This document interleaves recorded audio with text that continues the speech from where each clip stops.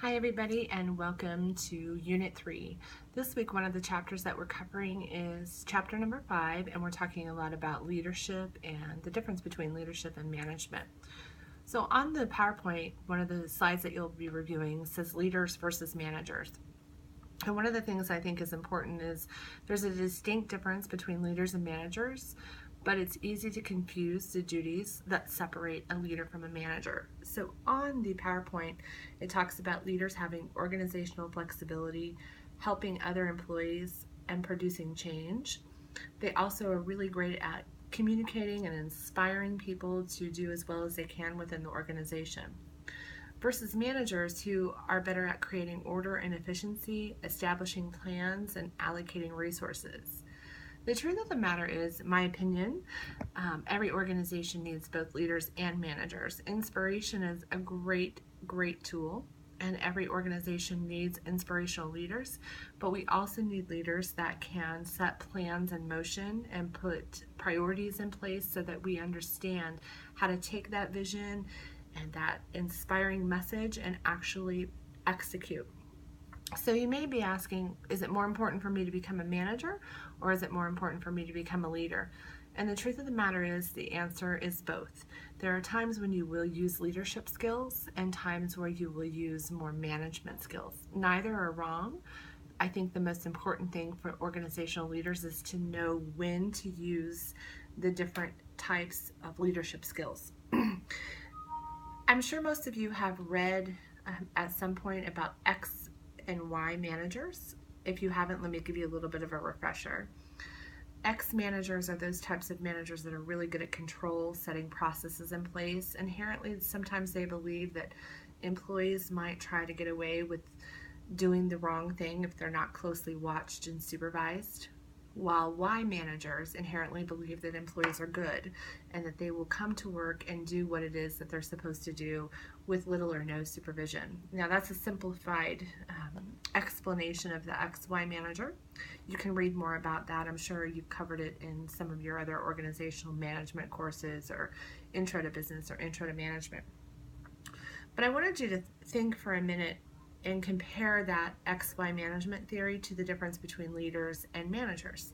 So one would argue that leaders are more of the Y leader and managers are more of the X leader. So why is that important to distinguish? And one of the reasons why it is because I want to show you something. I'm sure most of you have heard of the different formations, stages of business. There are 4. The first is forming. The second is storming.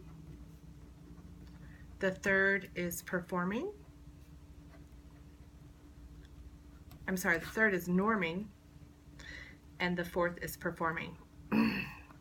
So when I am coaching a new manager on what is the best management technique that they can use, I often will go over this with them. I hope that you can see that. That's forming, storming, norming, and performing.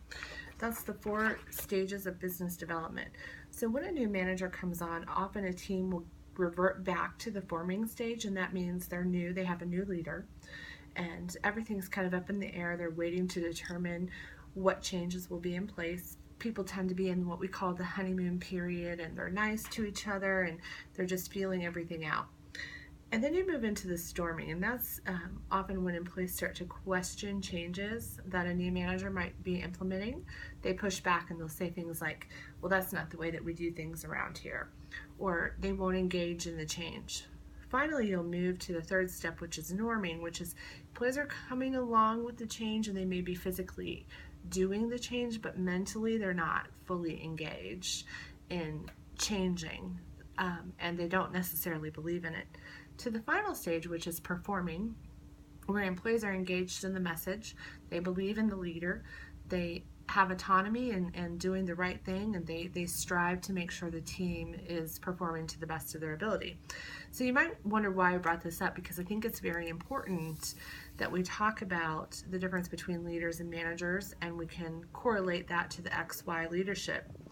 And so I want to show you one other thing, which is something that I coach managers on.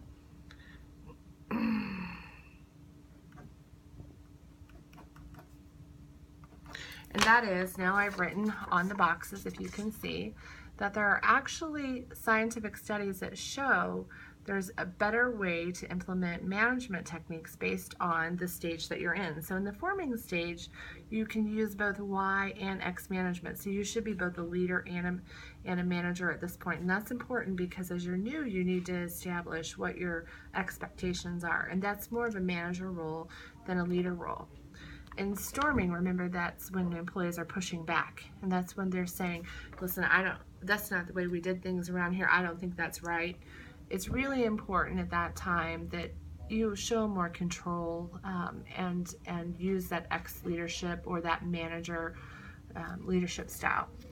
For the norming, it's kind of like forming. There'll be times when you're using X and times when you're using Y, but as your team moves to performing, the Y leadership technique has been shown to be the most positive.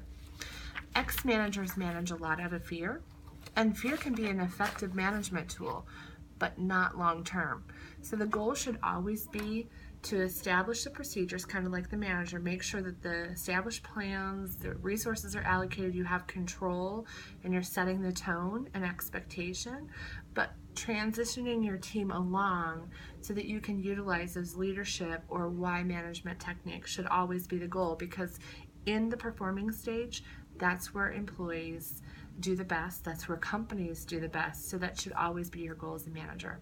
I want to talk a little bit more about this on the discussion board and hope that you'll have some ideas.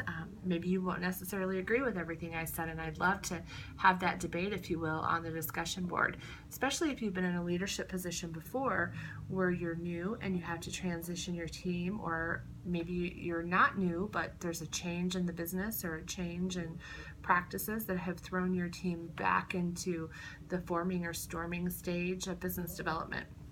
If you have any questions, reach out to me via phone or text or email, and I look forward to talking with you on the discussion boards. Thank you.